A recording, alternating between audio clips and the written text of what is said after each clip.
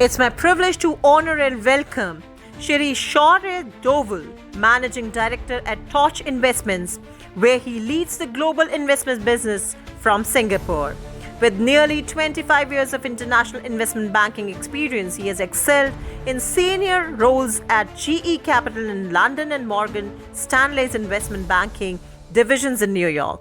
An alumnus of Hindu College, DU, and a chartered accountant from ICAI, he also holds an MBA from London Business School and Booth School, University of Chicago, a recipient of Udyog Ratna Award in 2012 for his contributions to Indian power sector.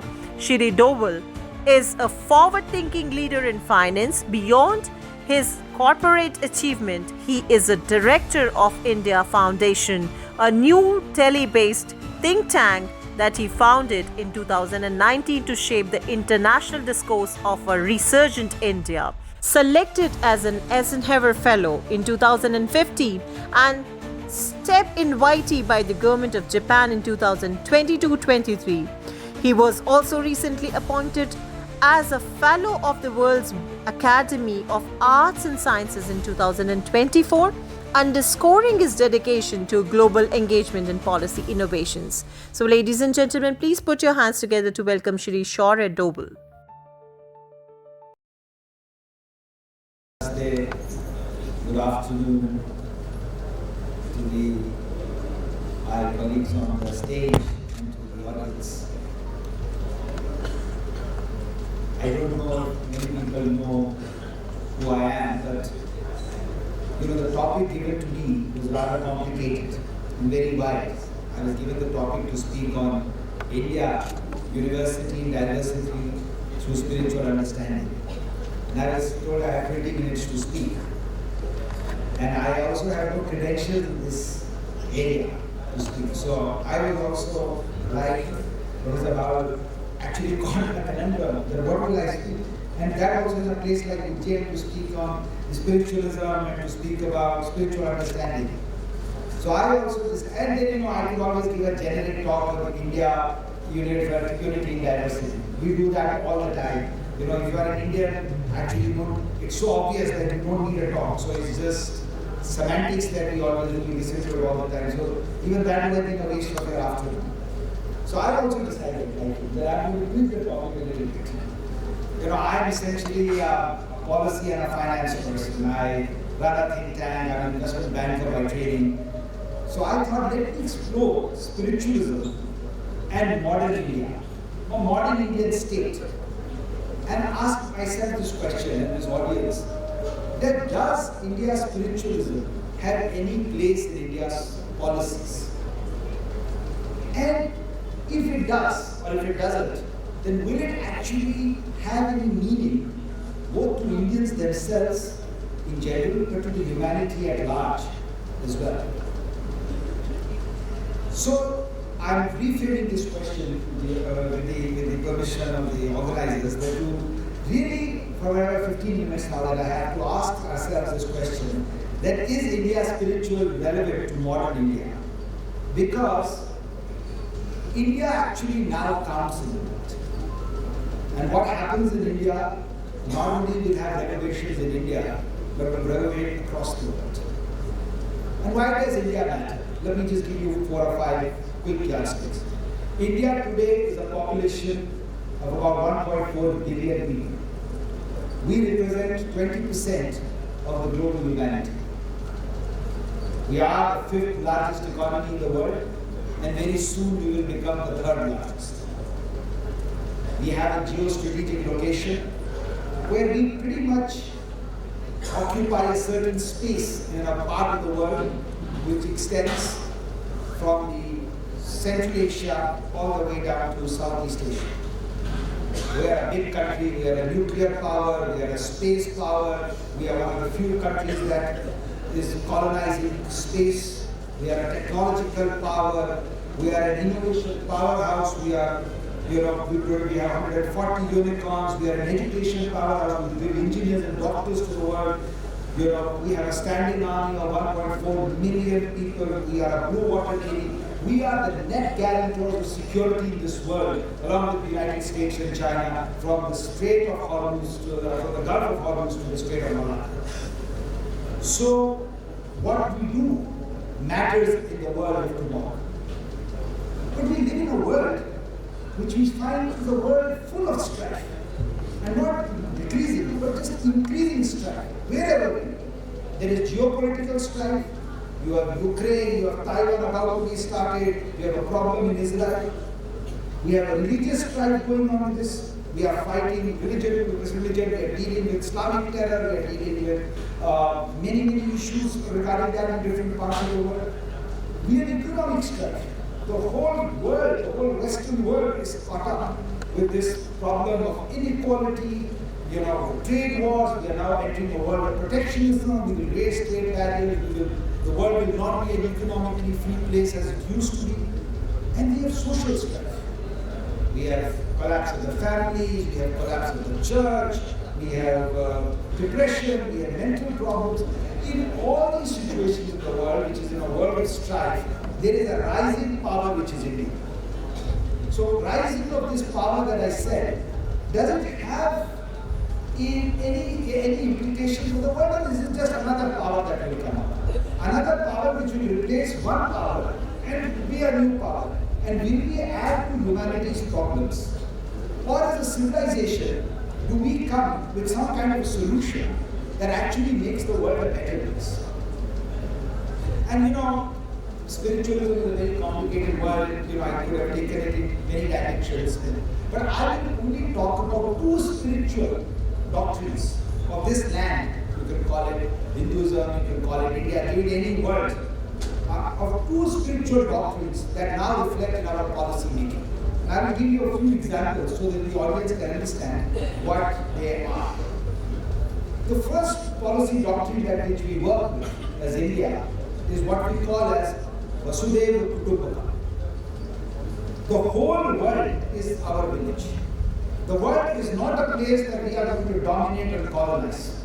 We don't rise as an emerging power with the view of making the world our colony. We have the strength and the capability too. I just gave you the hard facts. But that is not our world.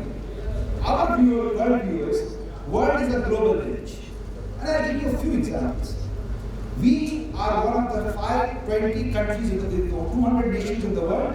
We are one of the G20 countries. We are the top 20 richest countries. Actually, we are the top 6-7 richest countries. We are a recent member. About 10-15 years ago, when we crossed $1 trillion economy, we became a member. Last year, 2 years ago, we hosted the first summit of the G20 countries where we took the leadership of the G20 countries. What is the first thing that we did? The first thing that we did was not about us. The first thing that we did was we bought the African Union, which is a member house to 1.4 billion people, another 20% of the humanity that was kept away from the rest of the world forever, into the G20 countries, and we said, make them also sit on the table, they are part of us. This is one thing. Nobody was, when we were out of the G20, nobody listened to us for 60 years. Nobody listened to us. We were 20% of humanity then also.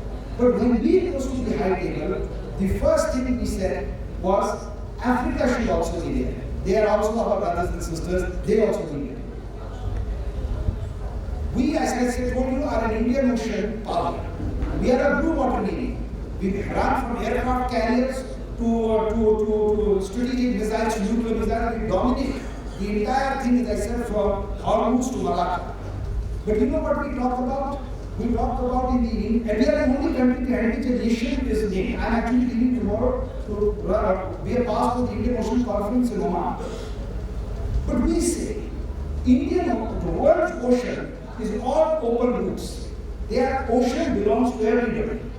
Might is not right. Right is right. Every country has a stake in the ocean.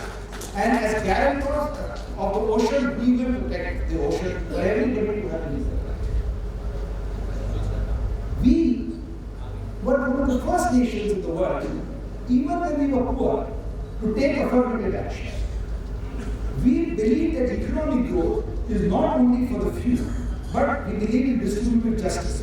And I won't get into details, but we did affirmative action for reservations even for the last 40, 50 years. And we are trying to bring the distributive justice, what we call the Doval, the last man standing in the queue.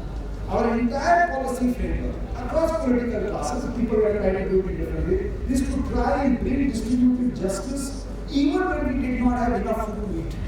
Today we are a rich nation, we, as I said, are becoming richer and richer. But even when we did not have enough food on the table, we were trying to get whatever little we had to the last man standing. So we don't believe in this inequality, even though the economic structure that the world has inherited successfully through capitalism mitigates against it, and we are both a victim of it, but also somebody who's trying to find a solution. And then finally, yesterday I will give you an example. Our Prime Minister is in the United States, and he said, you know what?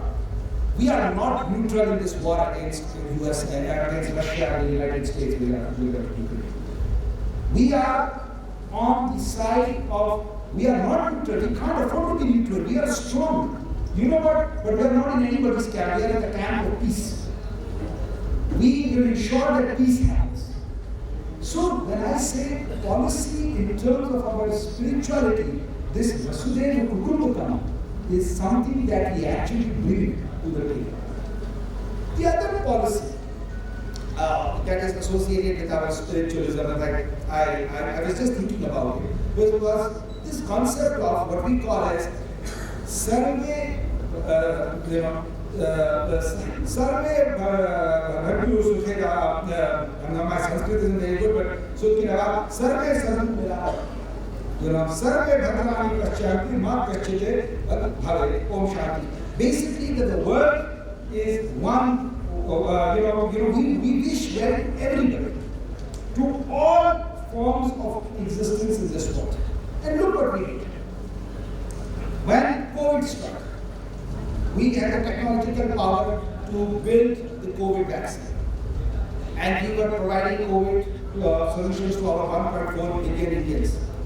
Many countries, small, there are 200 odd countries in the world, everybody could not make a COVID vaccine or afford a COVID vaccine. At no point in time, when did we ever stop giving vaccines any country because of whoever asked for it. We ensured that whatever we had available, we shared. Everybody should be happy. Sukh must reach, happiness must reach everybody. Only SDG goals. United States has given up. Many rich countries have given up. We, despite not contributing to the global emissions, have actually met our 2030 goals, and we are committed to doing that. Because we believe that whatever we do must benefit every living being on this earth. Man, animal, plant, etc. Disaster relief. Whenever there is a problem in the world, wherever there is a problem in the world, you will find India's contribution as one of the first responder countries in the world. Why? Because it comes naturally to us. It is our natural policy to be able. Now we have the capability also. Earlier our capability was limited, but today we have the capability to deploy. And the most unique thing that we do is that today we are a big power. We have the ability to stop wars at times. And we have often done that to extract Indians and Indian citizens from hostile situations in different parts of the world. But the testament to that is that whenever we have done it, there have been instances when children and citizens of countries that are our declared adversaries, who lead us, with whom we are in conflict, when it comes to extracting their citizens and their people, every time we have done that, we have left nobody behind. We have even saved them, because we may have a conflict with their state. They may be hurting and harming us, but we can sort that problem out. But when it comes to ensuring that, everybody in this world is peace and is in good health, is our responsibility and our duty. So, when I talk about spiritualism, and as I said, I'm not an expert of this, but spiritualism is in everything that we do in India, from our birth to our death. It is not something that's something which is outside us. It is actually part of us. This is the land of spirituality. And so therefore, the message of these people, of this land, is spiritualism, is unity in diversity. And this is our message to give to the world. The only difference now is that India's time has come. India's voice is going to be heard. India's message will be this to the world. And we will take this message of spiritual oneness to the world. We will make them realize that the problem or the solution to the world's problems is not in conflict, but in peace. And we will make them realize that power, when it manifests itself, must manifest itself for the goodness of humanity. And that humanity's goodness is actually integrated, is not one versus the other. These protectionism, these style of wars, these physical wars are not going to solve any of the humanity's problems. This aggregation of wealth, of creating this inequality, is not going to solve anybody's problems. It is only going to lead to a world of more strife, of more conflict, of more pain, collective and individual. And therefore, modern India's message of modern for the next 25 years as India rises is actually a message of spirituality, is a message of oneness, is a message of peace, is a message of conflict resolution, and is a message which goes back to the fundamental nature of human, of actually all living beings. And as an Indian, I feel proud that we are in this situation, that our message will be heard. Our job now is to increase our capabilities day by day, so that this message that we have to teach to the world, the message that we have inherited through centuries of our forefathers, we are able to communicate this at a greater and a faster pace into this world, so that the world becomes a better place to live for all coming generations. Thank you very much.